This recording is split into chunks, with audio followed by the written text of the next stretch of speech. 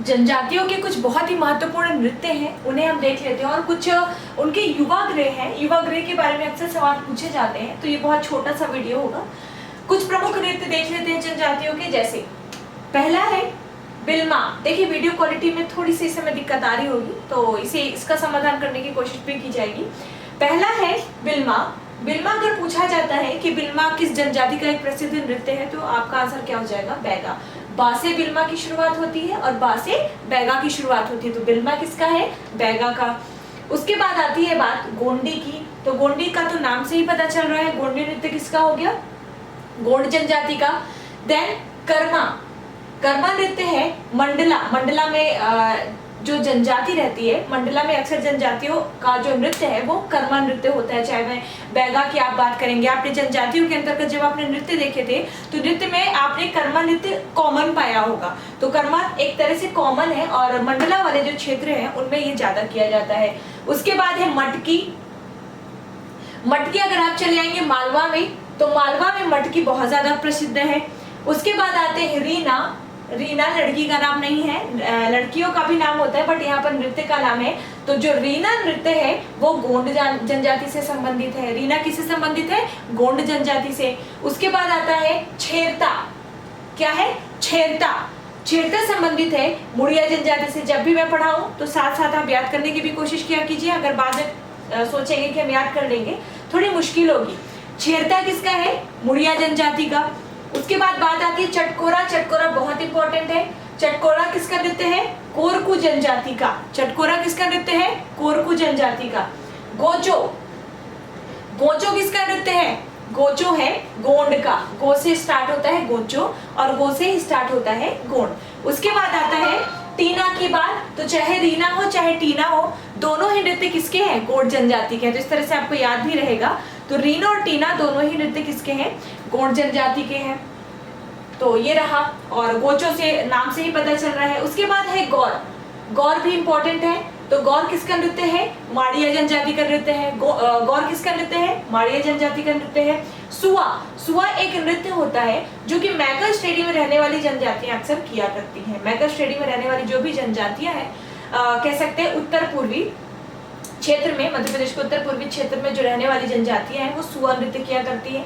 उसके बाद बारी आती है गरबा की। तो गरबा तो आजकल सब करते हैं, लेकिन निमाड़ी बंजारी सबसे ज्यादा जनजातियों में, निमाड़ी बंजारी सबसे ज्यादा गरबा करते हैं। और एक क्वेश्चन याद आ रहा है मुझे, इसका आंसर आपको देना होगा कि संसार में सबसे पहले कंघी की खोज किसने की थी? तो इसका आंसर आप जरूर देना। तो ये तो हो गए कुछ प्रमुख नृत्य। अगर आप कहेंगे, अगर आप चाहे तो मैं एक बार फिर से रिपीट कर देती हूँ। जैसे बिल्मा। बिल्मा बैगा का एक प्रमुख नृत्य है। गोंडी, गोंडी गोंड। रीना गोंड। टीना गोंड। गोचो गोंड। याद हो गया? कर्मा मंडला वाले इलाके में अक्सर जनजातियां क्या करती हैं? मटकी मालवा का प्रमुख नृत्य है। छेरता मुड़ियाओं का प्रमुख नृत्य है। चटकोरा कोरगू का एक प्रसिद्ध नृत्य है। गोचो टीना तो हमने कर लिया। गौर माड़िया का प्रमुख नृत्य है। सुआ मैदान श्रेणी में किया जाने वाला एक प्रमुख नृत्य है जो कि जनजातियों के द्वारा किया जाता है। गरबा निमाड़ी बंजारे करते हैं, वैसे गरबा सभी करते हैं।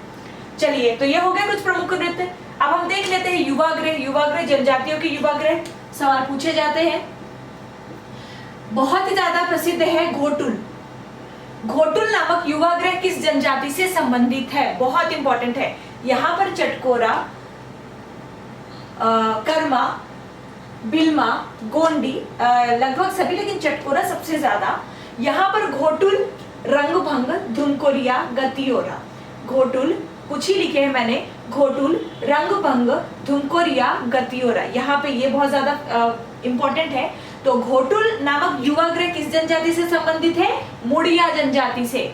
घोटुल नामक युवा गृह किस जनजाति से संबंधित है? मुड़िया जनजाति से। उसके बाद बारी आती है रंगभंग की।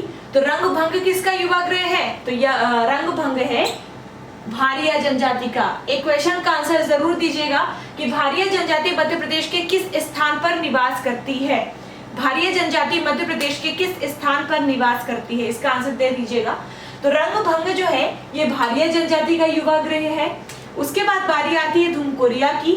तो धुमकोरिया उराव बहुत इंपॉर्टेंट है। धुमकोरिया उराव एक है धांगर बांसा, एक युवा गृह का नाम है धांगर बांसा।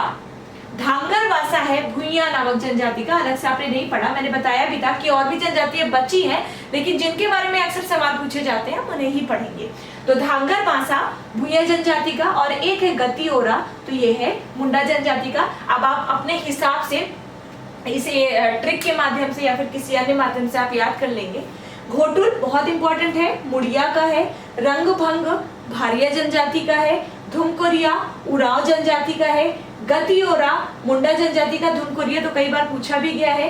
गतिओरा मुंडा जनजाति से संबंधित है, और धांगर बांसा संबंधित है भुइयां जनजाति से। तो युवा गृह नृत्य हमने देखे जो प्रमुख है। इसके बाद मध्य प्रदेश सरकार द्वारा या फिर केंद्र सरकार के द्वारा जनजातियों के लिए जो भी योजनाएं चलाई जा रही है मध्य प्रदेश में, उन्हें हम देखेंगे। तो मिलते हैं फिर अगले वीडियो में। Thank you so much.